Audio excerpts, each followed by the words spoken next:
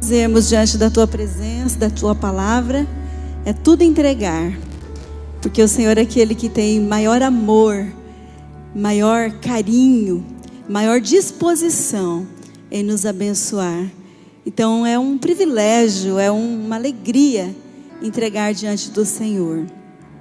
Oramos agora também para que a Tua palavra opere em nós, tenha poder de agir em nossa vida. Ela é poderosa, mas que da nossa parte haja um sim diante dela, para que ela tenha todo o efeito que o Senhor programou na eternidade, para esta manhã, para a vida de cada um aqui, no nome de Jesus. Amém, amém, meus irmãos?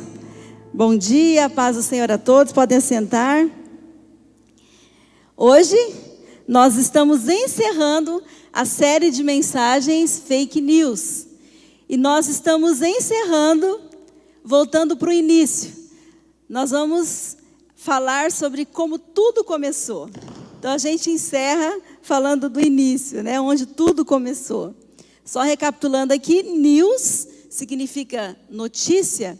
E fake é um verbo e também um substantivo que significa, né, que traz dentro dessa expressão fake o conceito de engano, de fraude, fraudulento, falsificação, truque e especialmente mentira. Então, fake news, a ideia de algo que é falso, notícias falsas, notícias mentirosas. E hoje nós vamos ver quem que é o pai dessa criança, quem que deu a luz ao fake, né, ao fake news. A Bíblia diz lá no Evangelho de João, capítulo 8, que o diabo foi assassino desde o princípio. Nós vamos falar aqui do início de tudo. E jamais se firmou na verdade, porque nele não há verdade. Quando ele profere a mentira, fala do que lhe é próprio, porque é mentiroso e pai da mentira.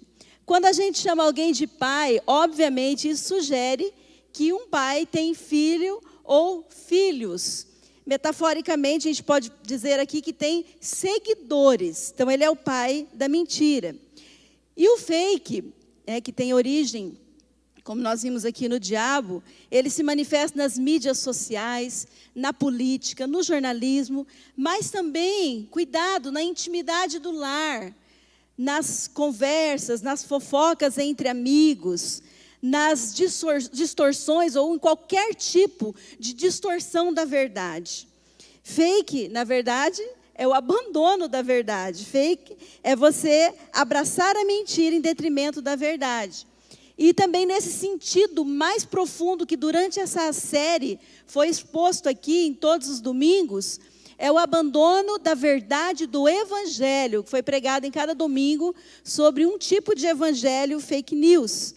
E é o que Romanos, o apóstolo Paulo, no capítulo 1, verso 25, diz: pois mudaram a verdade de Deus em mentira, e honraram e serviram mais a criatura do que o Criador, que é bendito eternamente.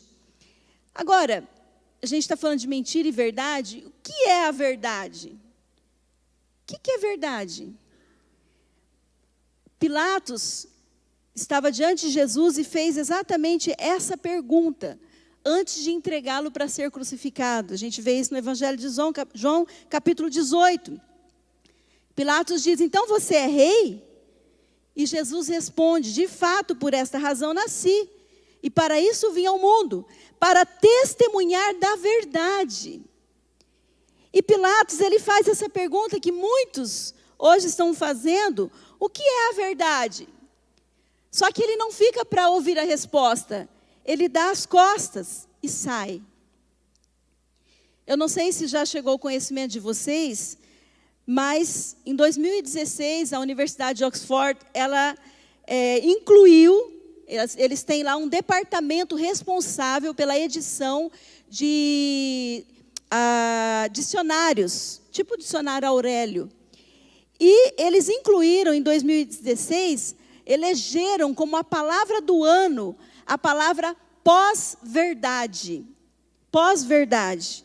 E eles colocaram isso, né, dentro da língua inglesa, porque houve um pico no crescimento, houve, né, começou a se usar tanto essa palavra que eles colocaram dentro do dicionário. Eles reconheceram essa palavra. Para você ter noção, em 2016 teve um aumento no uso de 2000%. Vocês já imaginaram o negócio? 2000% de aumento no uso. E em 2018 teve uma ascendência tão grande para outros países, principalmente Austrália, Brasil, Índia, Rússia, Reino Unido e Estados Unidos. Pós-verdade. Devido a essa dimensão e a força que tudo isso tem ganhado, e em velocidade absurda, isso tem acontecido, fica cada vez mais claro, irmãos, que esses conceitos como fake news, como pós-verdade, têm suas raízes em algo muito mais profundo. Muito mais profundo, não é algo de hoje. E nós não podemos apenas lamentar e dar de ombros, porque isso afeta diretamente a todos nós, e indiretamente aquelas pessoas a quem nós mais amamos. Então eu convido você hoje a ler comigo Gênesis, capítulo 3, verso de 1 a 13, que é onde tudo começou. Gênesis, capítulo 3, verso de 1 a 13, que diz: Ora, a serpente era o mais astuto de todos os animais selvagens que o Senhor Deus tinha feito. E ela perguntou à mulher: foi isso mesmo que Deus disse? Não comam de nenhum fruto das árvores do jardim? Respondeu a mulher à serpente: podemos comer do fruto das árvores do jardim. Mas Deus disse: não comam do fruto da árvore que está no meio do jardim, nem toquem. Ela disse que Deus disse, mas Deus não disse que não poderia tocar nele. Já um acréscimo: do contrário, vocês morrerão. Disse a serpente à mulher: certamente não morrerão. Deus sabe que no dia em que dele comerem, seus olhos se abrirão, e vocês serão como Deus, conhecedores do bem e do mal. Quando a mulher viu que a árvore parecia agradável ao paladar, era atraente aos olhos, e além disso, desejável para dela se obter discernimento, tomou do seu fruto, comeu e deu ao seu marido, que comeu também. Os olhos dos dois se abriram e perceberam que estavam nus. Então juntaram folhas de figueira para cobrir-se, uma tentativa ridícula de redenção de si próprio. Ouvindo o homem e sua mulher os passos do Senhor Deus, que andava pelo jardim, quando soprava a brisa do dia, esconderam-se da presença de Deus, do Senhor Deus, entre as árvores do jardim. Mas o Senhor Deus chamou o homem perguntando: onde está você? E ele respondeu: ouvi teus passos no jardim e fiquei com medo, porque estava nu. Por isso me escondi. E Deus perguntou: quem lhe disse que você estava nu? Você comeu do fruto da árvore da qual lhe proibi comer? Disse o homem: foi a mulher que me deste por companheira que me deu do fruto da árvore e eu comi.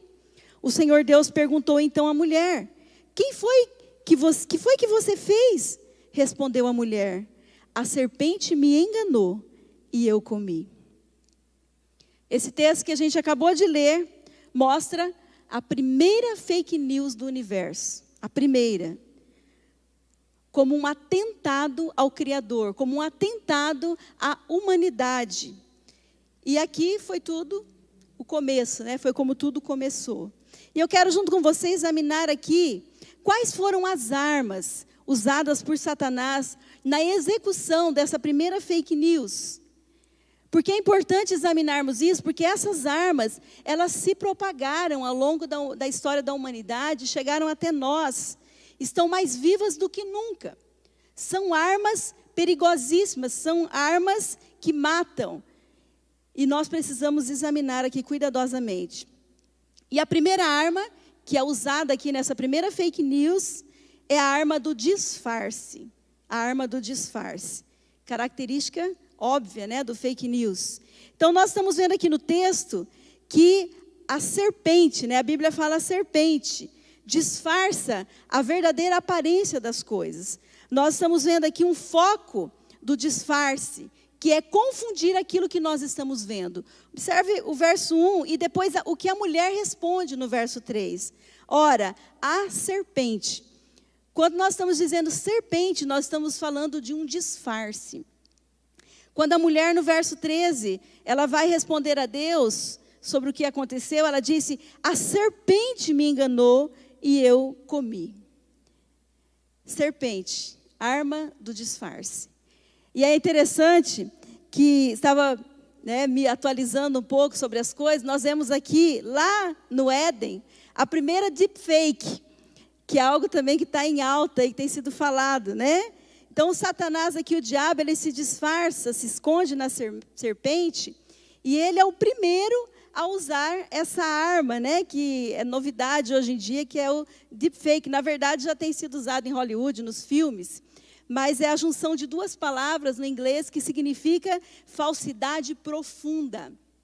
Essa palavra, a gente pensa que é uma coisa nova, né? Assim como a fake news, mas ela tem a intenção de disfarçar aquilo que é oculto, as intenções escusas, né? Principalmente que falando através da serpente.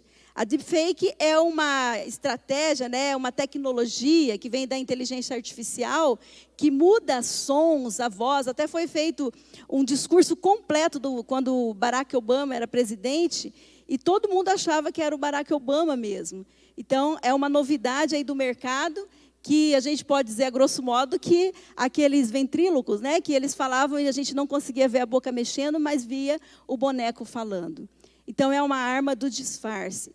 Toda essa ideia de disfarce, de usar máscara, de usar uma aparência que distorce a verdade, tem as suas raízes diabólicas, né, no diabo. O Novo Testamento mesmo confirma, lá o apóstolo Paulo, em 2 Coríntios 11, ele diz: isto não é de admirar, pois o próprio Satanás se disfarça de anjo de luz.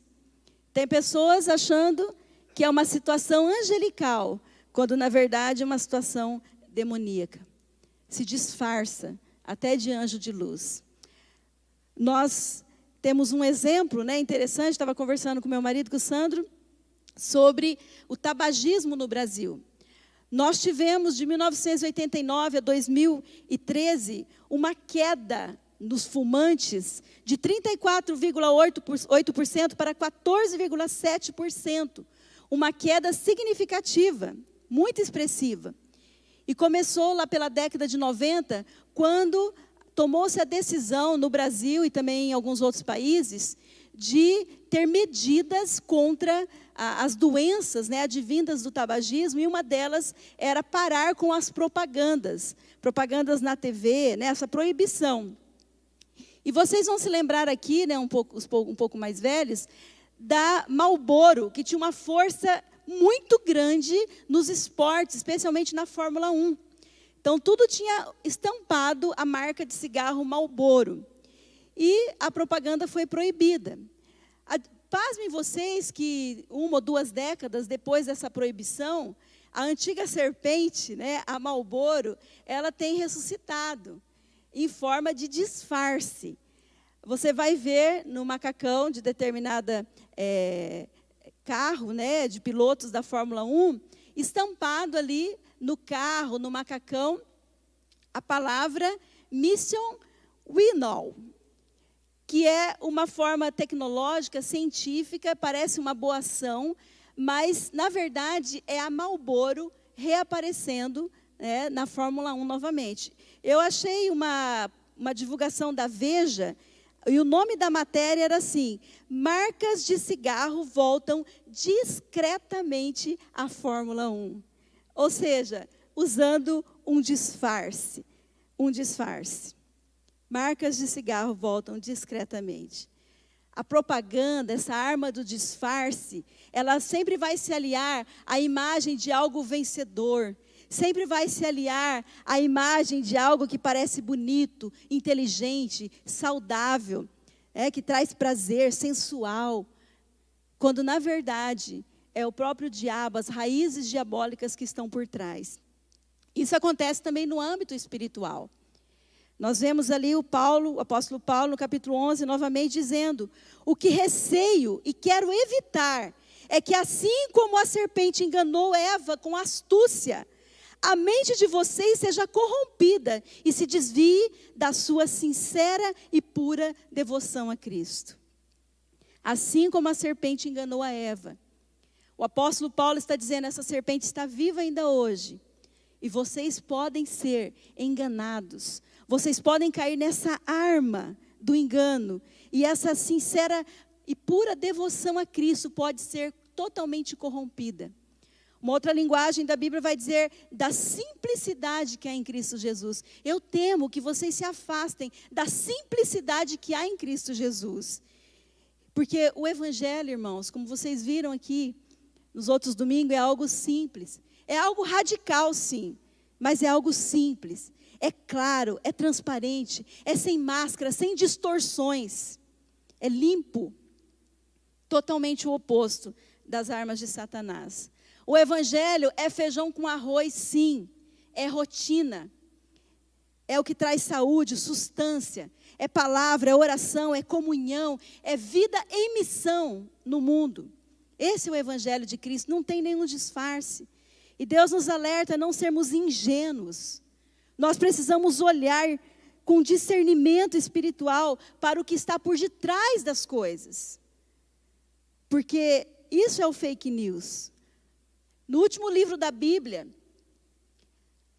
Jesus mostra claramente o que vai acontecer com essa antiga serpente.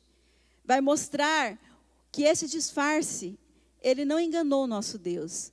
Apocalipse 12, 9 diz, e foi precipitado o grande dragão, a antiga serpente, chamada o Diabo e Satanás, esses dois nomes, que engana todo o mundo. Como eu disse, foi uma queda, um atentado contra a humanidade, que enganou e corrompeu toda a humanidade. E a Bíblia prossegue no capítulo 20 de Apocalipse. Ele, o nosso Cristo vencedor, amém, irmãos? O nosso Cristo vencedor prendeu o dragão, a antiga serpente, que é o diabo e Satanás, e ele foi lançado no lago de fogo e enxofre. Disfarce é uma arma poderosa da fake news. Cuidado, tenha discernimento, não seja ingênuo, olhe o que está por detrás das coisas. Uma segunda arma que nós vemos aqui, de onde tudo começou, é a arma das falácias. A arma das falácias. Vocês vão ver aí no telão, coloquei que falácia é um raciocínio que parece lógico e verdadeiro, porém existe alguma coisa falha que o faz ser falso. Essa é a lógica das falácias.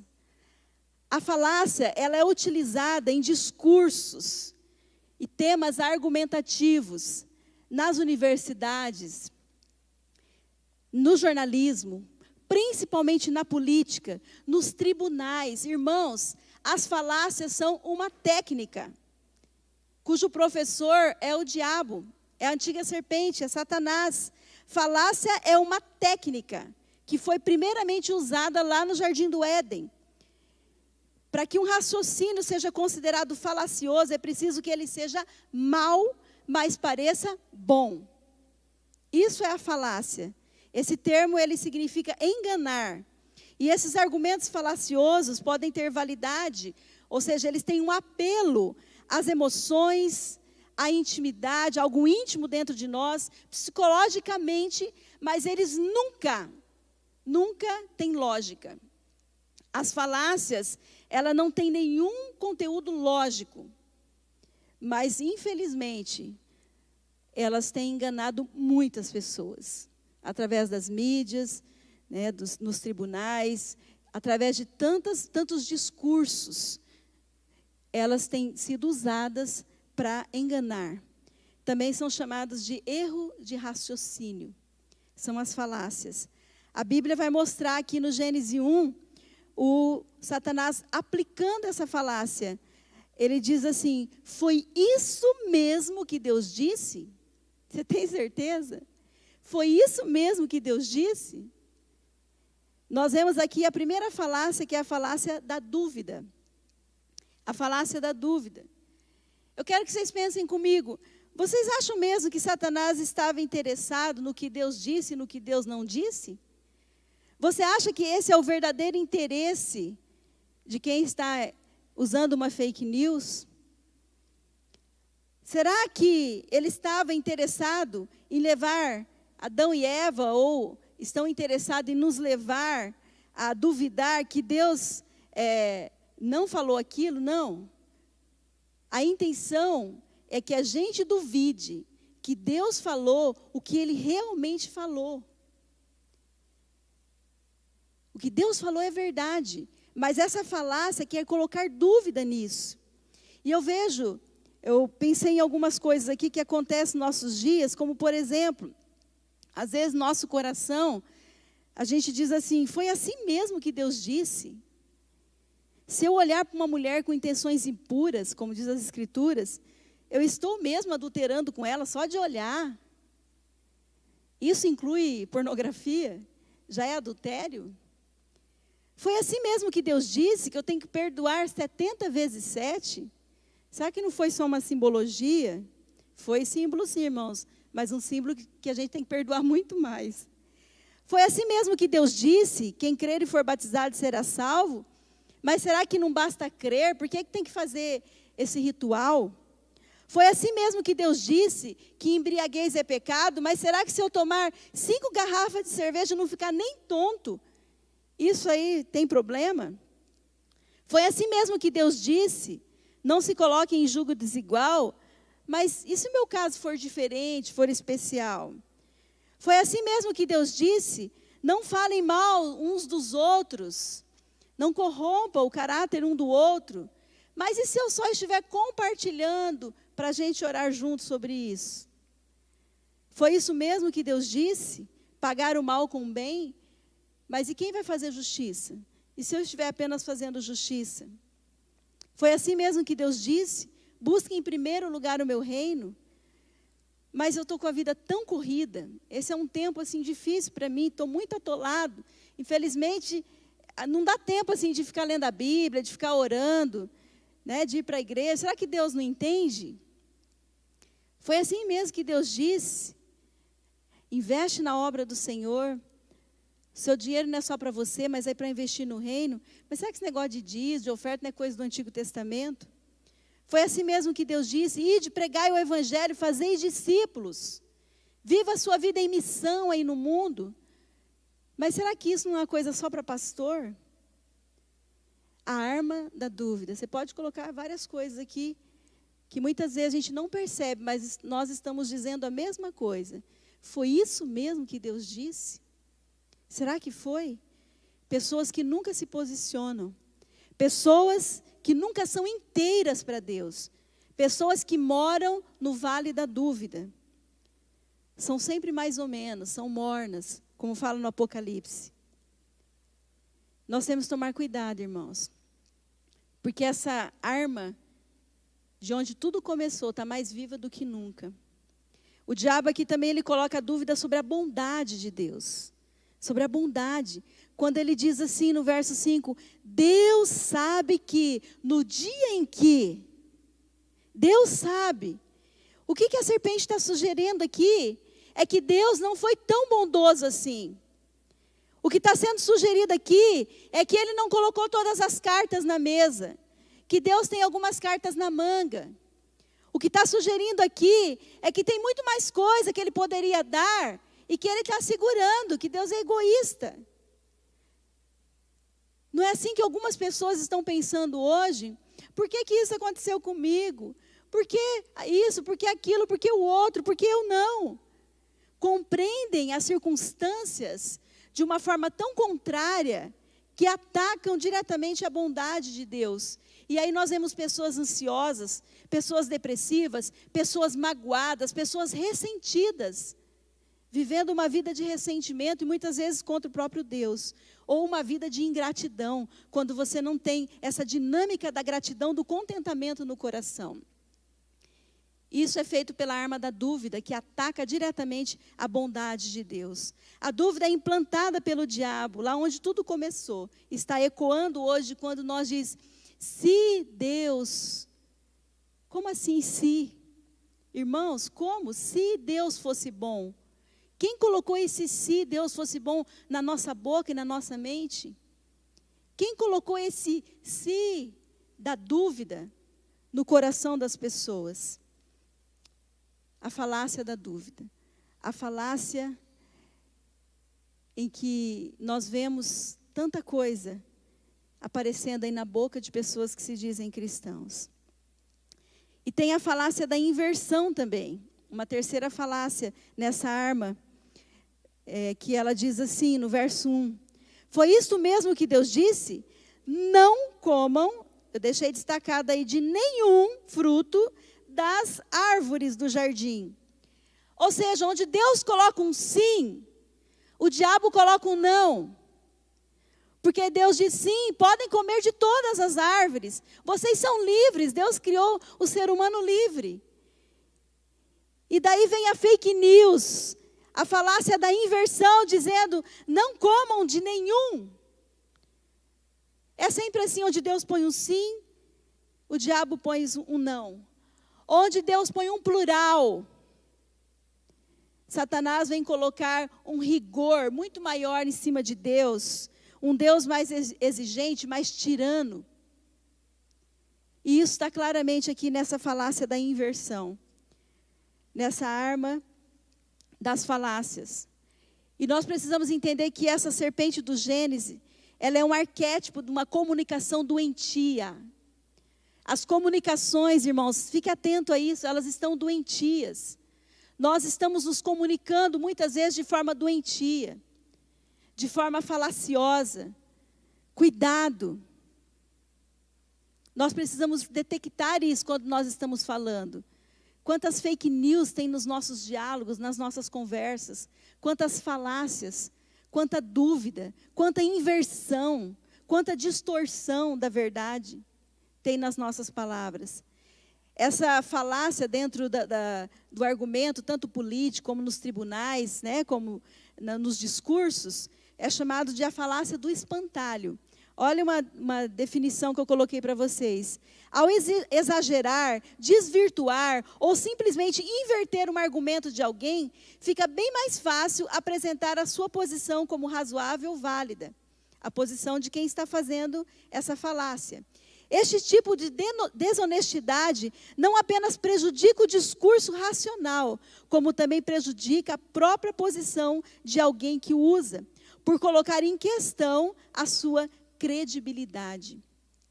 É isso que Satanás estava fazendo, é isso que as fake news estão fazendo. Estão abrindo uma rachadura na credibilidade. Estão colocando em xeque a credibilidade sobre Deus. Sabe aquela situação, irmão, que você fala uma coisa e a outra pessoa distorce? Às vezes acontece isso no casamento. A pessoa distorce o que você falou, às vezes fala até o inverso. E aí começa, né, um barraco, começa uma discussão. Porque justamente o que você falou é uma coisa e a pessoa inverte aquilo. Isso é uma falácia. Isso é uma inversão, uma distorção. É uma mentira. Então a fake, ela é iniciada quando... Lá no Éden, Eva e Adão se sujeitaram a essa conversa doentia da serpente. Inverter a verdade da Bíblia, tirar, colocar palavras, isolar partes, ficar só com aquelas fora de contexto que alivia a nossa consciência. A Bíblia ela é um todo, nós não podemos ficar escolhendo o que a gente quer pegar como se fosse um menu. É disso que surgem as seitas, é disso que surgem as distorções. Para mim, a pessoa mais lamentável, e para não dizer a pessoa mais miserável, é aquela pessoa que faz isso, é aquela pessoa que pensa que está enganando a Deus em detrimento de si mesma. Está prejudicando a si mesma. É aquele ditado dizer, você está envenenando seu próprio poço, a fonte. Você está envenenando a fonte. E no que diz respeito a Deus, nós deveríamos ter o maior interesse na verdade. Simplesmente porque nós somos os maiores beneficiados. E a distorção, a ausência da verdade, vai nos afetar diretamente. Porque Deus é imutável, amém, irmãos? Deus não muda, Deus é imutável. E a falácia da negação. Dentro dessa arma das falácias, nós temos a da negação. A Bíblia vai falar no verso 4 e 5, e disse a serpente à mulher, certamente não morrerás. Começa colocando uma dúvida, começa invertendo algumas coisas, as falácias, né? Aquela coisa toda, aquele converseiro todo, para chegar no golpe final, aqui, que é a completa negação da palavra de Deus. É quando a mentira aqui já foi aceita. Certamente não morrerás. Deus disse, se vocês desobedecerem, vocês morrerão, porque o salário do pecado é a morte. E aí a serpente vem e veementemente, dentro das suas falácias, ela afirma, se vocês desobedecerem, não morrerão. Como se nós pudéssemos, né, ter uma participação especial no plano divino e que com a gente não vai acontecer. Então essa técnica também tem dentro da argumentação dos tribunais, né, os políticos são ensinados a usar essas técnicas. Ela tem o nome de ad hominem ou ad persona, que é a ideia de você atacar o autor e não o conteúdo. O foco aqui é a distração através do conteúdo, mas nós estamos atacando diretamente o dono da verdade, aquele que está falando. Essa é a técnica aqui, que está sendo usada por Satanás e que inclusive é ensinada hoje no jornalismo, na política, nas argumentações, nos tribunais. É ensinada essa técnica para que você ganhe a argumentação, você ataca a credibilidade, a moral, a veracidade do autor. De quem está falando? É Deus que está sendo atacado aqui. E tem aquela evidência, aquela falácia da evidência suprimida, que é quando você tira algo, você suprime algo importante. Porque aqui nesse diálogo, e nas propagandas de cigarro, em algumas conversas que nós estamos tendo, em algumas brechas da palavra de Deus que nós estamos abrindo, principalmente nessa conversa inicial, ninguém está dizendo aqui das desgraças, das consequências de conhecer o bem e o mal. Não está sendo dito isso, está sendo suprimido algo que é tão importante nessa falácia. E está sendo feito um ataque diretamente ao Criador, roubando-lhe a credibilidade.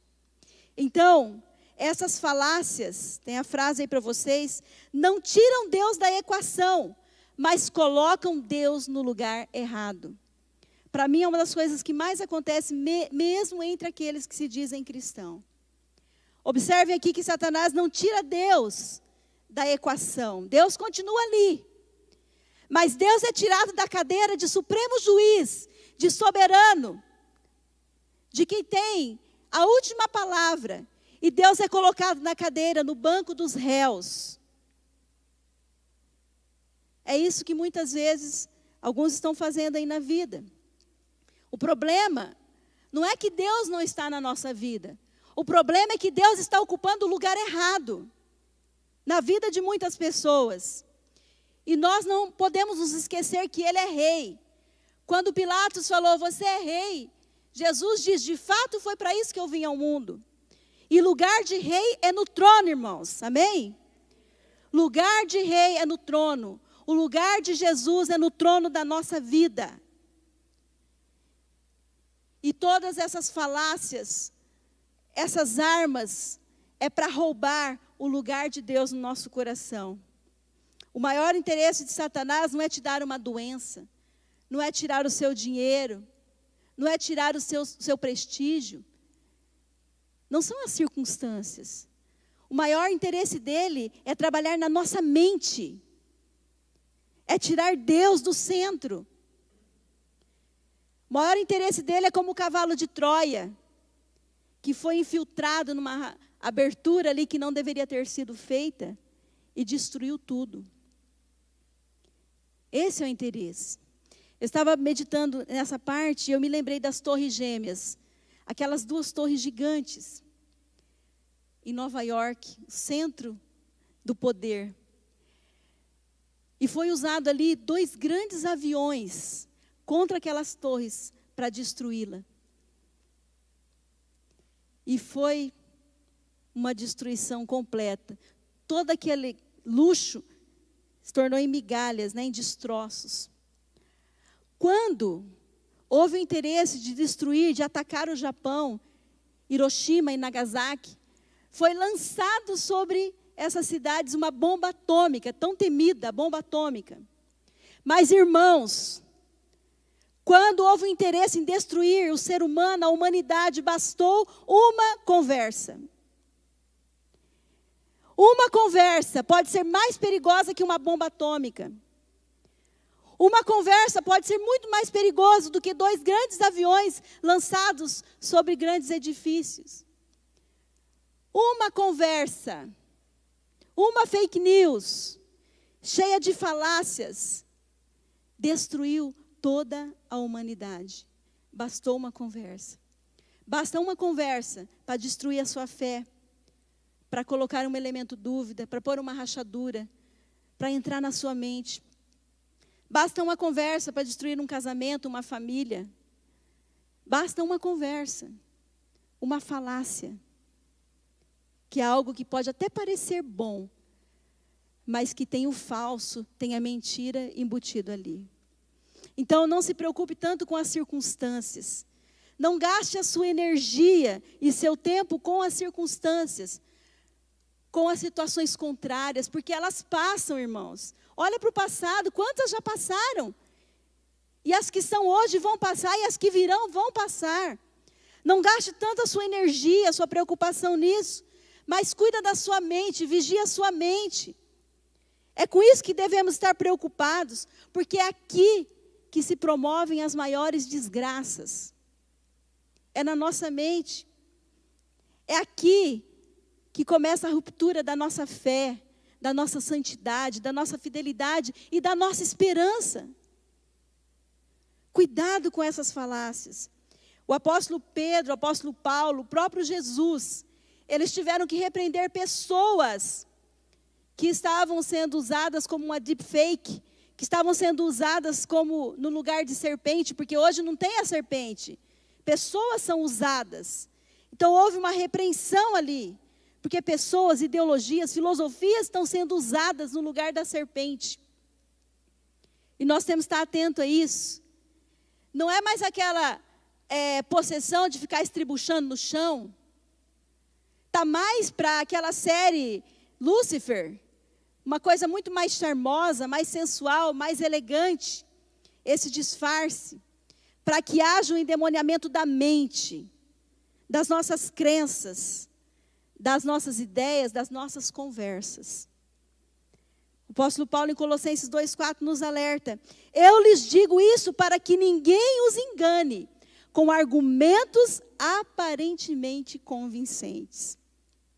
Todo o apelo da palavra, o alerta, é para que a gente não seja enganado, não por uma mentira deslavada, mas por coisas que têm uma aparência de verdade e se tornam convincentes para muitas pessoas. Amém, irmãos? E a terceira e última é a arma da sedução. A arma da sedução.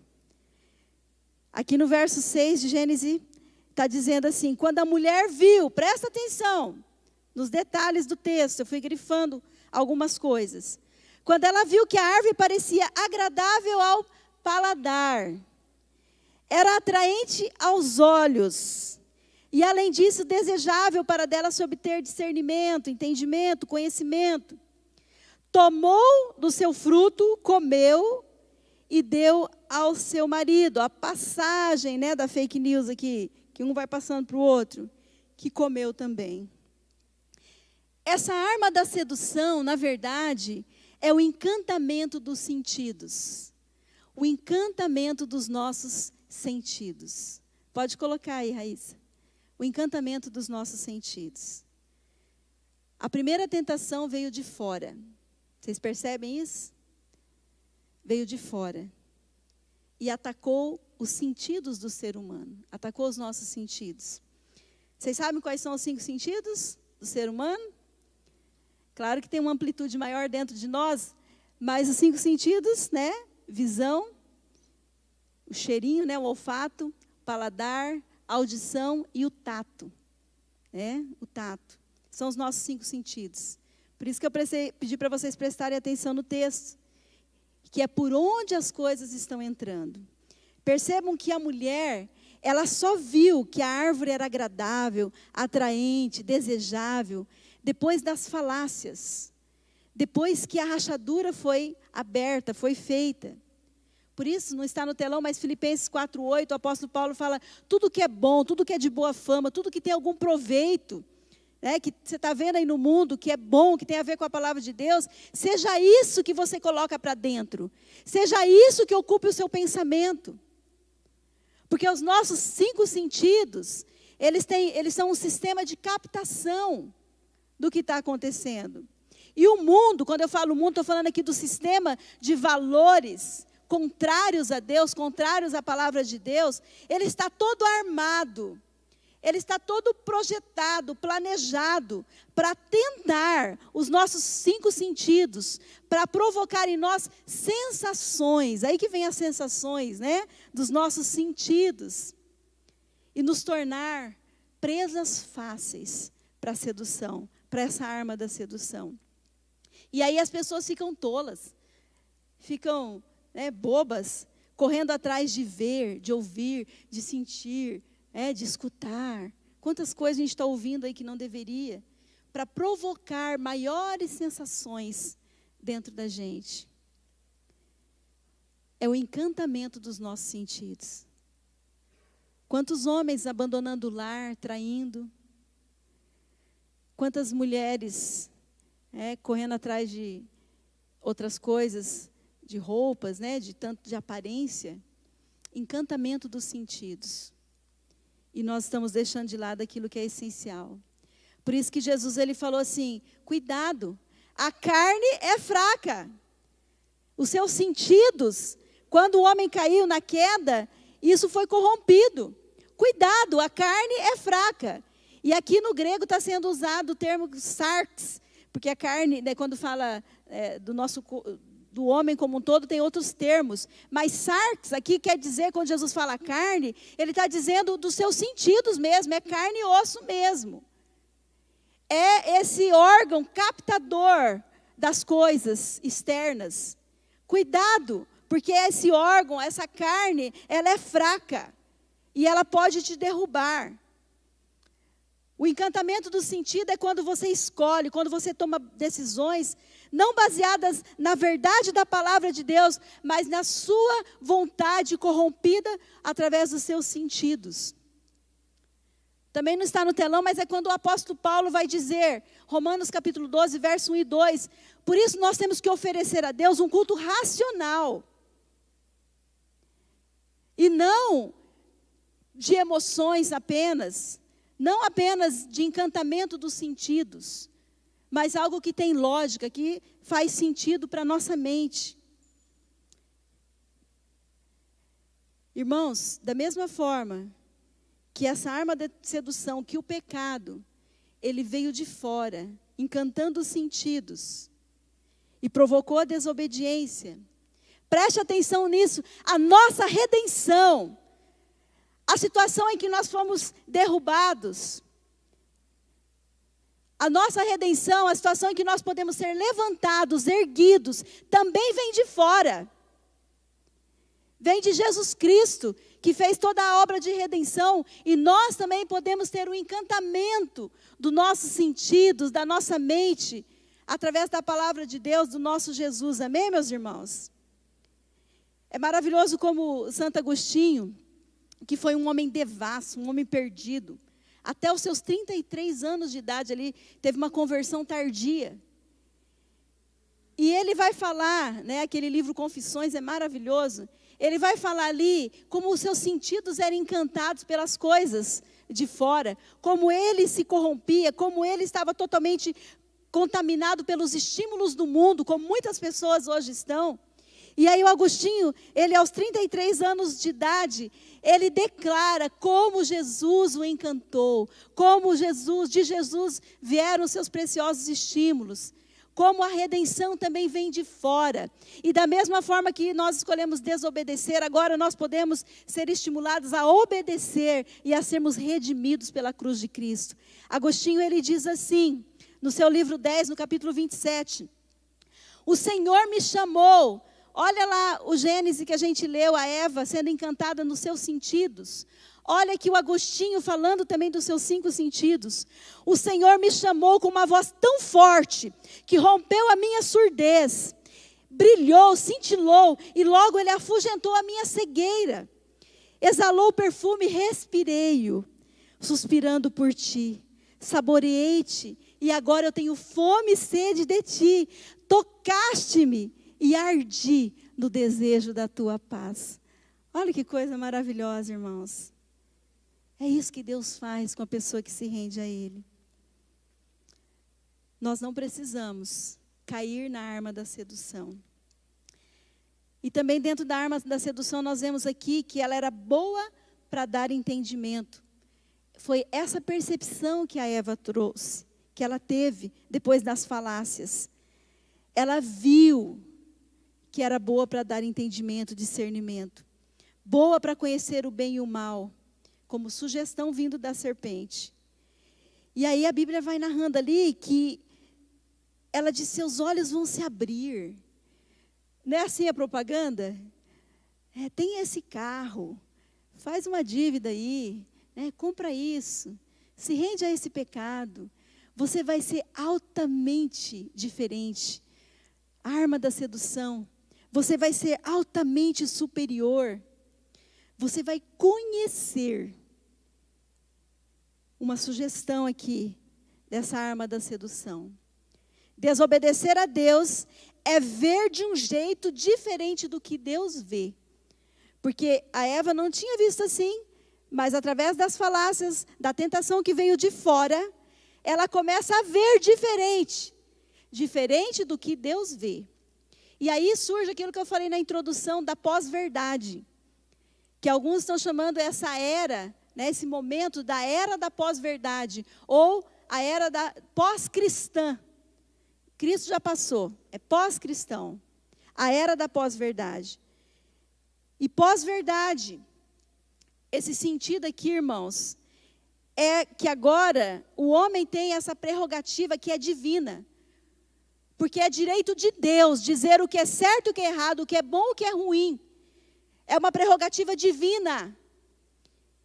Mas nessa pós-verdade, o que ele está dizendo é que o homem, e que Deus está dizendo que o pecado é substituir-se a Deus.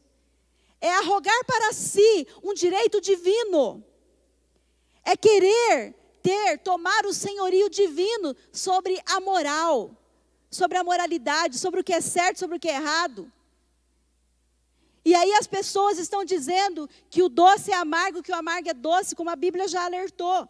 Então, pós-verdade, tem a definição aí, resume-se na ideia de algo que aparente ser verdadeiro, que é aparentemente verdadeiro, é mais importante que a própria verdade. A pós-verdade afirma que não existem fatos, apenas interpretações. Você está achando isso aqui absurdo? Eu olho postagens de pessoas crentes no Facebook que estão cheias de pós-verdade, que estão concordando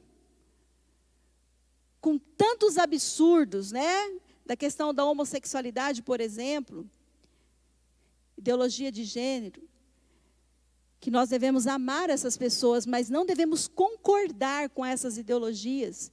O pastor João pregou aqui domingo passado. E nós estamos vendo pessoas cristãs que estão nas suas falas, nas suas postagens, com essa mistura. Estão vivendo, na verdade, na pós-verdade. Estão dizendo com aquilo que estão escrevendo, com aquilo que estão vivendo, que não há fatos, que há apenas interpretações. Nós estamos vendo cada vez mais o ser humano arrogando para si, tomando esse direito divino de dizer o que é certo e o que é errado. Só um ser perfeito pode dizer o que é certo e errado, porque o homem na queda ele foi contaminado e as nossas interpretações estão contaminadas junto com aquilo que nós dizemos que é verdade. O que sai da nossa boca sai contaminado. É por isso que nós precisamos do Espírito Santo. É por isso que nós precisamos da régua, que é a palavra de Deus, que é a medida perfeita do que é certo e que é errado. Amém, irmãos? Nós não podemos nos levantar e dizer o que é certo e errado. O que será do mundo que aceita a regra de que não existem fatos, apenas interpretações? O que será do mundo assim, que aceita isso como verdade? Eu sei que isso começou, a gente está falando de onde tudo começou. Começou lá no Éden. Mas se propagou ao longo da história, por exemplo, como Nietzsche, aquele homem tão demoníaco, em que ele disse, essa frase que está sendo definida após verdade, foi dito primeiro por Nietzsche, claro que começou lá no Éden, quando ele disse assim, não há fatos, o que existe é apenas versões. Não há uma verdade absoluta, esse negócio de Deus, da Bíblia, que quer dizer que há verdades absolutas, isso não existe. O que tem são versões, são opiniões, são interpretações. Isso é a pós-verdade. Abra os seus olhos, é esse momento que nós estamos vivendo. É isso que está sendo propagado em todo lugar. E que muitas pessoas estão engolindo, estão sendo seduzidas por isso, e estão repetindo, estão papagaiando essas coisas. E repetindo aqui o texto de Romanos 1:25. Pois mudaram a verdade de Deus em mentira. E honraram e serviram mais a criatura, a si mesmos, do que o Criador, que é bendito eternamente. Amém. Irmãos, eu quero dizer aqui para vocês que essa arma da sedução, de tomar o lugar de Deus, que agora eu vou conhecer o que Deus conhece, o bem e o mal. C.S. Lewis diz que foi o homem passando a querer chamar a sua alma de sua. Querer um canto no universo, longe de Deus, onde ele possa dizer, isso é da minha conta e não da sua. É o homem querendo ser substantivo, quando na verdade ele não passa de um adjetivo. Esse é o desejo do homem sem Deus, ou do homem que está caindo da graça de Deus. O fake news, concluindo aqui, realmente é mentira, é falso. Mas o que o fake news gera é verdadeiro. A única verdade do fake news é o que ele gera. E o que ele gera é confusão, distorção e caos. E morte. E morte. Então, vamos tomar cuidado para não ficar conversando com as serpentes às soltas pelo mundo. Fala com Deus. Conversa com teu Pai Celestial. Nós temos que ter mais intimidades com Deus. Tomar cuidado com as conversas doentias, com as falácias. O que é verdade? Pilatos pergunta. Ele pergunta isso quando ele está diante da ontologia, ou seja, do ser em si. Da própria verdade, a Bíblia diz no Evangelho de João 14, e disse-lhe Jesus, eu sou o caminho, a verdade e a vida, e ninguém vem ao Pai se não for por mim, e conhecereis a verdade vos libertará. Você quer saber o que é verdade? Verdade é Jesus, e tudo que vem dele. Essa é a verdade. A verdade não é uma coisa, uma ideia, a verdade é uma pessoa, e essa pessoa é Jesus Cristo. Quando a Bíblia está narrando ali, o Gênesis 3, ela diz que Adão e Eva ouviram os passos de Deus. Tem versão que diz, a voz de Deus que andava pelo jardim. E eles se esconderam. No sentido mais profundo aqui, que o Antigo Testamento, no hebraico, é mais amplo essa ideia dos passos e da voz. A ideia aqui no Gênesis, que está dizendo é que eles ouviram o som de Deus. Porque a Bíblia diz que a terra está cheia da glória de Deus. Amém, irmãos? A terra está cheia da sua glória. E eles ouviram o som de Deus que caminhava pelo jardim. Eu sei que algumas pessoas estão com a vida em pedaços. Estão com almas despedaçadas por causa de escolhas, de pensamentos errados. Estão com rachaduras na vida. Mas a palavra de Deus hoje nos chama, nos convida a abrir os nossos ouvidos, a colocar os nossos 5 sentidos alertas para Deus e ouvir o som de Deus que está nesse mundo, porque a terra está cheia da glória de Deus. Que nós tenhamos essa sensibilidade de ouvir o som de Deus, que liberta, que restaura a alma, que devolve a esperança. O som de Deus, que mostra essa sublime graça, é um som tão doce, que faz tão bem, que salva o pecador. Feche seus olhos. Senhor, obrigada pela Tua palavra, porque no mundo de pós-verdade, no mundo com tantas falácias, com tantos argumentos, no mundo, Deus, que a ideia é provocar dúvida, no mundo onde há uma distorção completa, querendo anular a verdade, é nesse mundo que nós estamos inseridos, ó Pai, e nós somos tão frágeis, nós somos tão pequenos, tão limitados, diante de uma grandiosidade maligna, que assola o sistema desse mundo, que se infiltra nas leis, que se infiltra nos discursos, em toda a mídia, em tudo que nós vemos. Deus, não deixa nós nos esquecermos de que a terra está cheia da Tua glória. Que nós vivemos no mundo sobrenatural. Que o Senhor está numa outra dimensão.